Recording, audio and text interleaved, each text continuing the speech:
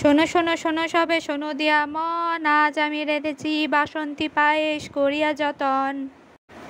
বাসন্তী পায়েসটা আমি চিনি দিয়ে ও বিনা চিনিতে বানিয়েছি। স্যাফরনের স্ট্র্যান্ডস নিয়ে নিয়েছি, এগুলোকে একটু ড্রাই ভাবে একবার মিক্সিতে ঘুরিয়ে নিচ্ছি। দেখুন এরকম একদম ফাইন একটা পাউডার তৈরি করে নিয়েছি। 1 লিটার দুধের জন্য আমি হাতে মুঠোতে 4 মুঠ চাল নিয়েছি। খুব বেশি বড় বড় করে মুঠ তুলিনি, মোটামুটিভাবে 4 মুঠ মতন চাল নিয়েছি, গোবিন্দভোগ চাল। এটা নতুন গোবিন্দভোগ চাল। এগুলোকে ভালোভাবে ধুয়ে বেছে নিয়ে ভালো মতন ঘিয়ে ভেজে নেব।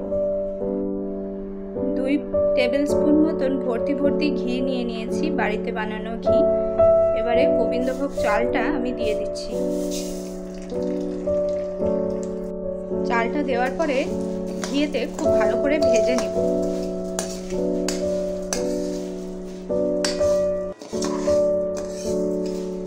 মিডিয়াম ফ্লেমে আমি ভেজে নিচ্ছি।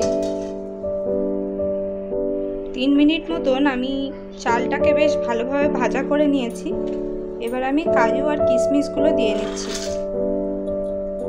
এগুলোকেও একটু ভাজা করে নেব। চালটার সাথে কাজু কিশমিশগুলোকেও ভালো করে ভাজা করে নিচ্ছি।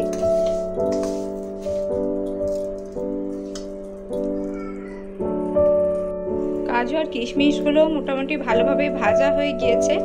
এই পর্যায়ে আমি আগে থেকে জাল করে নেওয়া গরুর দুধ দিয়ে নিচ্ছি। দিয়ে নিলাম। পুরো দুধটা দিয়ে নেওয়ার পরে হাই ফ্লেমে, মোটামুটি মিডিয়াম টু হাই ফ্লেমে দুধটা ফুটা অবধি অপেক্ষা করব এবং অনবরত 2-3 মিনিট মতন আমি নাড়াচাড়া করতে থাকবো।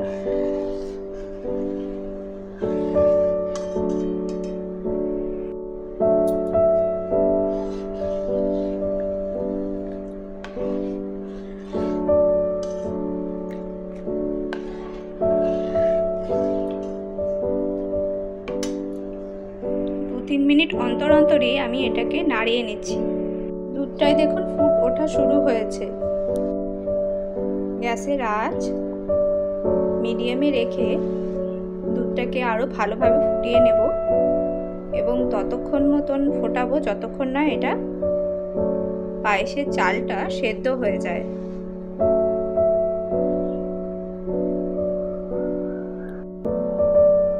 আমি গ্যাসের আঁচটা সিমে রেখে নিয়ে এরকম ফুটতে দিয়েছি যাতে চালগুলো খুব ভালোভাবে সেদ্ধ হয়ে যায়।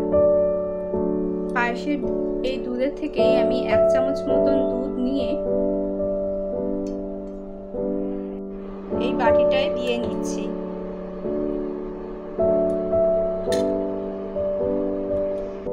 ছোট চামচের 2 চামচ মতন দুধ দিয়ে নিচ্ছি, গুঁড়ো দুধ। গুঁড়ো দুধটাকে ভালোভাবে মিশিয়ে নেব।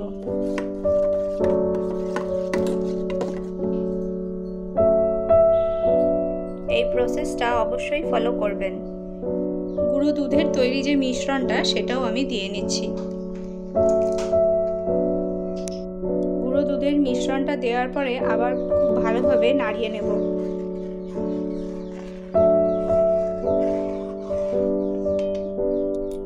কড়াইয়ের সাইডে যে সরগুলো লেগে রয়েছে সেগুলোকেও চেঁচে নিচে নামিয়ে নেব। পায়েসের চালটা দেখুন খুব ভালোভাবে সেদ্ধ হয়ে গিয়েছে। পায়েসটা আমি 2 ভাগে বানাচ্ছি, সুগার ফ্রি দিয়ে আর চিনি দিয়ে।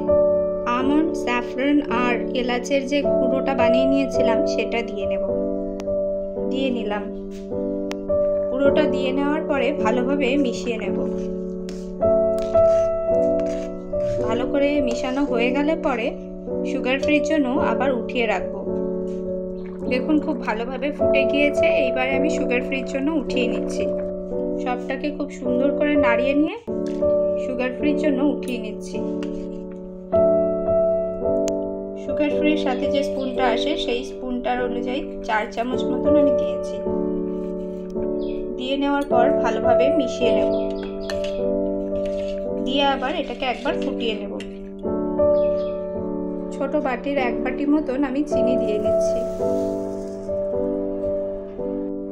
চিনিটা দেওয়ার পরে খুব ভালোভাবে মিশিয়ে নেব।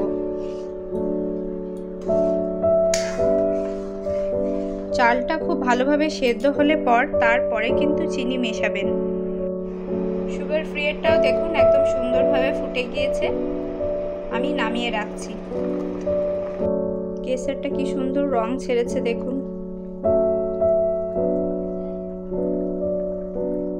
বাড়িতে সবসময়ই জন্মদিন হোক বা কোনো সেলিব্রেশন হোক আমরা পায়েস রেঁধে থাকি। এই পায়েসের রেসিপিটা একবার ফলো করে বানিয়ে দেখুন, কথা দিলাম বাড়ির সকলের খুব ভালো লাগবে। দেখুন খুব ভালোভাবে ফুটে গিয়েছে, চালও খুব ভালোভাবে সেদ্ধ হয়ে গিয়েছে, পরিমাণ মতন মিষ্টিও আমি দিয়ে নিয়েছি। একবারে রেডি পায়েসটা, বাসন্তী পায়েস একেবারে রেডি হয়ে গিয়েছে, নামিয়ে নিচ্ছি।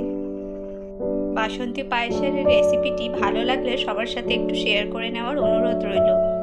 আমাদের পাশে থাকবেন। আমাদের চ্যানেলটির নাম হলো লিটল শাইনোশিওর।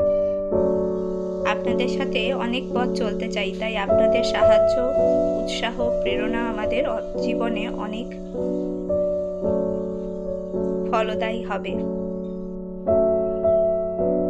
এরকমই আরও নিত্য নতুন রেসিপি জানতে, শিখতে ও দেখতে আমাদের চ্যানেলটি সাবস্ক্রাইব করে রাখবেন, পাশে থাকা বেল বাটনটি প্রেস করে।